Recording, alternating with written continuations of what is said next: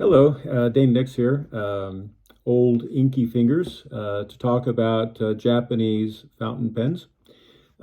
Thanks for all the responses and questions that I've gotten from my previous videos. And actually, the reason I'm doing this video today is because I've had some questions about how to conduct an important aspect, an important function on one of our Japanese fountain pens. That is how to actually take out the nib and why you might want to do that. And then, of course, getting it back into the pen itself once you've done that. First, before I talk about that, I want to talk about Banneh pens. And, these are some of the Japanese fountain pens that I like. And they have a great history. They go all the way back to Isuki Sakai, and I hope I came close to at least pronouncing his name well, who started out in the fountain pen industry about 1915, and over the years became an expert in handmade fountain pens, and began his own company later on, and began producing wonderful fountain pens all the way up until about 2005. And he and three other gentlemen worked well into the later years of their lives on creating wonderful fountain pens. And if you look at fountain pens of Japan, in the section on what they call minor makers, you'll find about a 5 or 6 or 7 page discussion of the Banneh pens. That's BAN-EI. Now, you can find them on Yahoo Japan, and I found a great group of them the other day. They just came in the mail, so it's been a couple of weeks, but 5 new old stock pens that probably from about 1990 or so that had been put away, and for whatever reason, and came to light, and I was able to pick those up. This is one of those pens, and I really enjoy them. And I've gone through, and they had corks, and I went through and replaced all the corks with O-rings, and very happy with that. Now, this particular pen, you'll notice it looks an awful lot like a Parker Duofold, and I call it a Parker Duofold style Banneh pen, eyedropper. And but it's much larger than the Duofold. This is actually 5 3/4 inches long, and actually has more girth than the Parker pen does, the Duofold pen, and is actually a very attractive pen. It's covered in vermilion urushi, and then has a 14 karat gold Ginjiro Kapitogi nib. Which I really like these, and I actually use them myself. I have another couple that I'll just show you that demonstrate some of the great pens that they've got.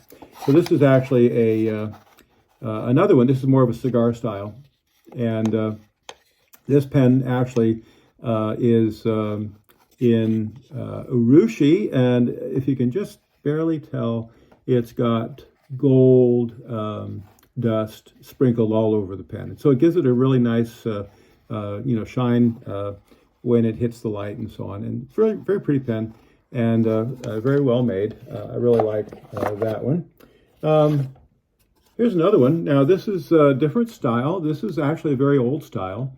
This is a copy of this kind of pen. This is an old pen from about 1915, maybe a little bit later than that. In one of my earlier videos about Japanese eyedropper pens, I actually talked about these. But Banneh actually, created one that copies that, and then it does not have the over/under feed that you have on those older pens. And then just basically looks, a lot like it, but has got more of the modern approach. That also is a eyedropper with the ink stop function, if you will. So that's a great pen. And then one more I'll show you. Well, actually 2 more. So this is another cigar style. Now this has got sort of a dark brownish red finish to it, urushi finish. Now, once again, this has got gold dust sprinkled all over the pen, and again, has a very nice look to it, and very attractive pen. A little bit darker, brownish red feel. Now, all these pens come with an old eyedropper, but almost without exception, all of the rubber pieces have deteriorated to nothing. Most of them fall off and fall apart. This one's still there, but that will never work. I would replace that with a modern eyedropper. So one other pen I'll show you, and that is this Vermilion eyedropper pen. Again, this is the cigar style, and it's a very pretty pen. I love that Vermilion urushi, and very pretty pens, and that's in great shape. But anyway, somebody asked me about taking out the nib on these and how you would do it. And even then the question arises, why would you want to take out a nib on one of these old pens? And if you're restoring an old pen, the reason is I've already restored the O-ring, and the next step I want to ensure that I get good flow with the pen is I want to take out the nib and clean out the feed. So now I've noticed I've watched fountain pen people over the years, and really the ones that have been around the block the longest simply reach up, grab the nib, and pull it out. And it is possible to do that often, and I'll show you another method here in a second, but this is brand new pen, never had ink in it, and I'm pretty sure it'll come out pretty easily. So let's see what happens. So I'm going to reach, I grab both the feed and the nib with my thumb and forefinger and pull. And it's easy because, again, it's never had ink in it, so fairly easy. Now, as I demonstrated in an earlier video, one of the reasons I would actually do that is that now I would, once I'd restored the O-ring in the pen, I would go ahead and put water in the barrel, close it, and of course, now this has got a beveled end, and that ink stop, which you may be able to see inside the pen, that ink stop fits right into that beveled end. And when and the reason it's beveled is that then that piece just actually slides into place. And so then with the water inside, I would go ahead and tighten that down, and then I would just check to make sure that in fact the pen is actually sealed, and that I don't need to adjust the ink stop mechanism. And but the other piece of this is that the feed is very important, and you'll notice it's got little grooves in it that when it's an old pen, been used many times, the ink is almost without doubt dried up in those ink grooves, and they need to be cleaned out. So I will soak that. I'll take it under the faucet. I'll use my brush and soap and water and clean all that out. And it's amazing how much ink will come out of your feed. It really is amazing. It'll just keep working forever. You might actually put that in the ultrasonic cleaner, and that'll help to clean it out more fully. Once I've done that, I take a sharp, and I put it back in my drawer. So let me go get that, and I'll demonstrate that.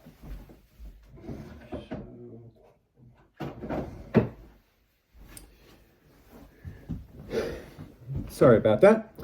And so I'll actually take a sharp. This has got a very sharp edge, almost, it's not quite a razor blade, but it's got that kind of a sense to it.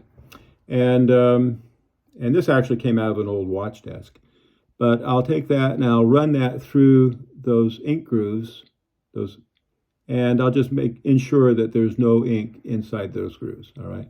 And do it a couple of times.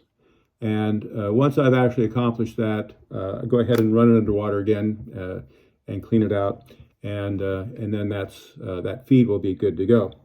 One other step that I take, So the nib has also got a slit in it, and you know, everybody, you're all aware of that. And so the other thing that can actually hinder your ink is that ink feed, that ink groove will actually get have some dried ink in it. And so what I do is I take these little pieces of brass, and I have two here. I got these from Main Street Pens, and so one is 0.001 inches, the other was 0.002 inches, and they're actually made and sold for you know, this very purpose. And I'll feed that. I'll put that the edge of that into that little pen hole. Now notice it's actually going through the nib, and I'll run that up and through. And basically, you really only need to do it once. And I'll do it again, just to demonstrate. So I feed it into the little hole, which is actually an ink reservoir in your nib, and then feed it through, and that cleans it out. Now, when I say that's an ink reservoir, so the nib works on capillary action, and when it's in your pen, you know, it'll actually hold just a little bit of ink inside that little hole. Here, in this case, the little hole is a heart shape, and then it, of course, works through capillary action with your pen. Now, when I go to put the nib and feed back into the pen, I will go ahead and put them together. Now, I make sure that the nib is actually evenly spaced on the feed, and that's looking pretty good. And you don't want to go too far back. Now, I found this on the web. This is about correct. Right there. And you want it high enough, but not too far back. You don't want too much nib showing. And that's just about right. That was Siri on my watch. And so then I go ahead and feed it. I put it back in. Now, on all of these old pens, one of the things that you'll find, now that section has, that nib has been sitting inside that pen for years and years and years. And the section is made out of hard rubber, ebonite, and over the years it has actually formed to fit that nib. And so if you simply, so it's actually got if you look at it with a light inside the section, you'll actually see a little indentation or a little space where the nib has been sitting for all those years. So if you actually just go ahead and put the nib on the feed, insert it into the section, and if you rotate it, you'll notice that you come to a spot where it will just slide in, and that's what's happened there. And this pen is probably, I think maybe 1990, maybe a little bit earlier, and it went in fairly easily. And then, so you can tell, I did not polish that nib, so you can tell where it was originally setting. So I will go ahead and just push it all the way, and it's set. It's set. Now, the next step is I'll actually go ahead and just run it up against my thumb, and that feed is actually set very tightly up against the nib, and you want that to be the case. Now, when you do this occasionally, you'll notice that your feed and your nib are not, in fact, flush against one another. Now, what I do in that case is I boil a cup of water, and I have my hot water right there, and I'll go ahead and put the feed and the nib into the hot water for, I don't know, maybe 10 seconds, and then I'll take it out and I'll push the feed gently across against the nib, and then I'll go and I'll run it under cold water, and that'll set the nib and the feed together. Make it flush against that nib. Now, an alternate would be actually take your hair dryer and just heat that, and then heat it I don't know, 20 seconds, something like that, and then push it against it, and then again gently, and then run it under cold water, and that'll set that feed. Now, an alternate method of getting that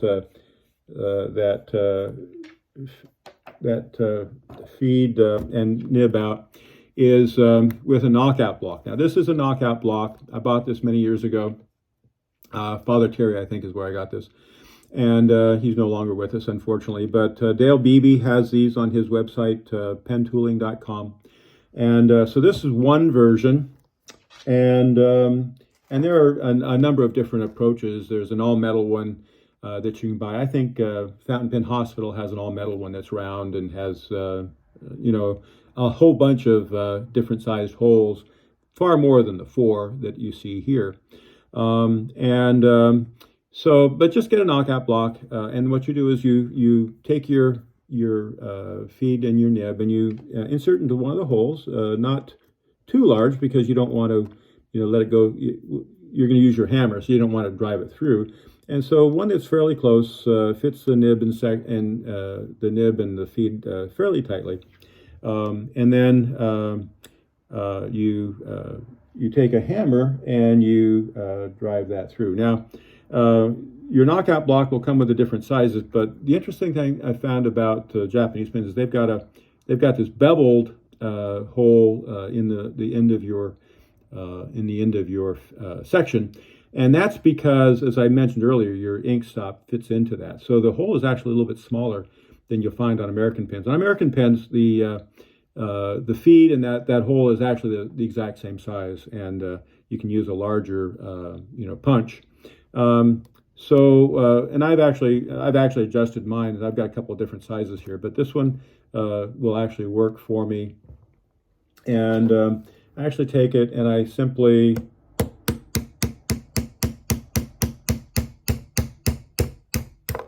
drive it out. Now, if it resists at all, what do? Well, you soak it some more, and again, your feed and your feed, it would be fine to put in an ultrasonic cleaner and let them work for a little while, and then try to drive it out. Again, if it resists, soak it more. Soaking is the secret for getting these out and working with them. Now, once again, I'm putting it back together. I've got it set. Again, yeah, that's about right. You don't want too much nib showing, and you want to ensure that your nib is actually balanced on there, on the feed.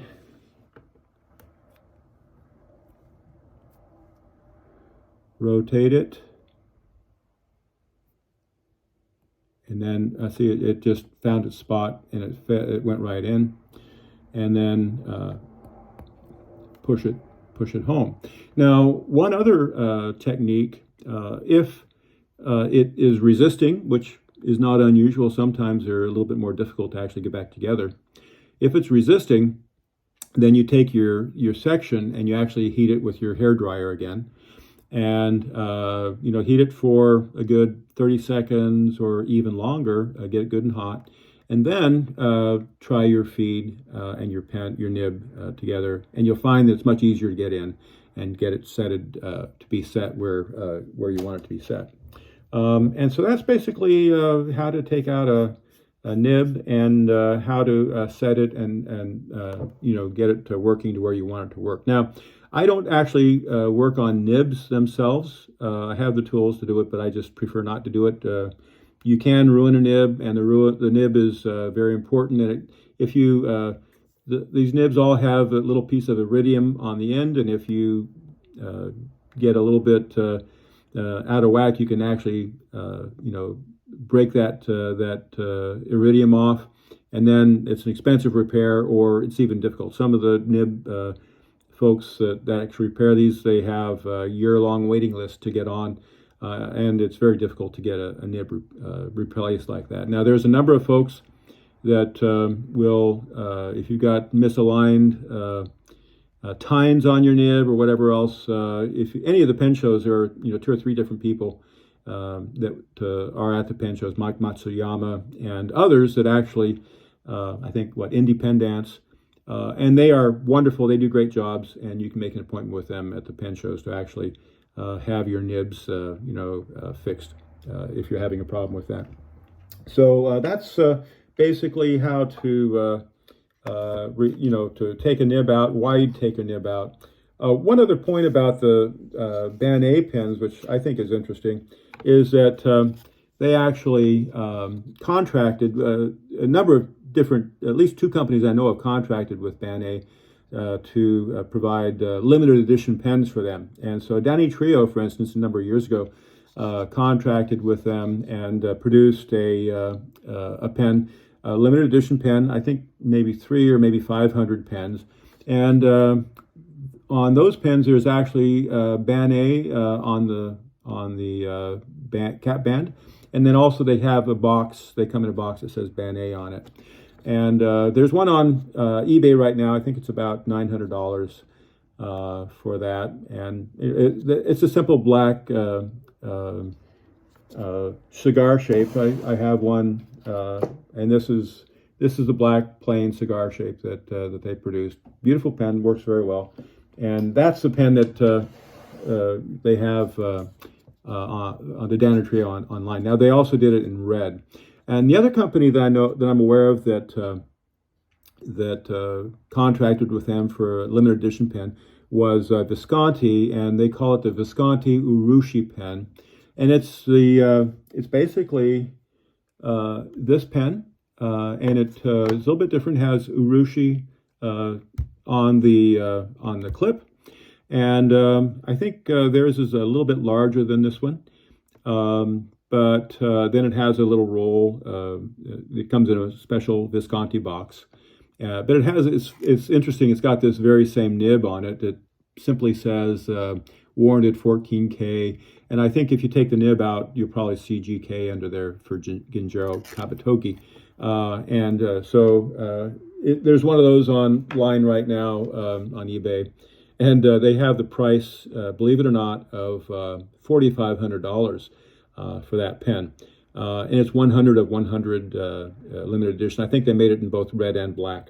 Personally, I think that's a little bit overpriced. But if you're really looking for a Visconti pen by Band A, it's out there. So anyway, hey, if you have any questions, just email me Daynix, DAYNIX @AOL.com. I'm going to be at the California Pen Show coming up February 9th through 12th, and we're going to have a lot of fun that weekend. And I'm going to have a good selection of Japanese pens and a few American and European pens as well.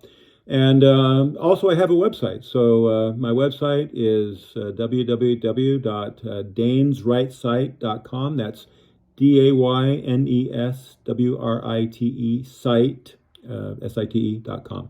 And I have a few pens for sale there. I have a whole lot of information about Japanese pens and culture. I'm really interested in the Japanese Maki-e pens, and just, like this one here. What do these symbols mean for the Japanese? So this has got a maple leaves, and this is actually a demon. And what in the world do those symbols mean? Well, on the website, I've done a little research and discovered some of the meanings in the background on those. So that's www.dayneswritesite.com. And again, if you have any questions, just email me and I'd be more than happy to answer your questions. So anyway, have a great day, and Inky Fingers checking out, and take care.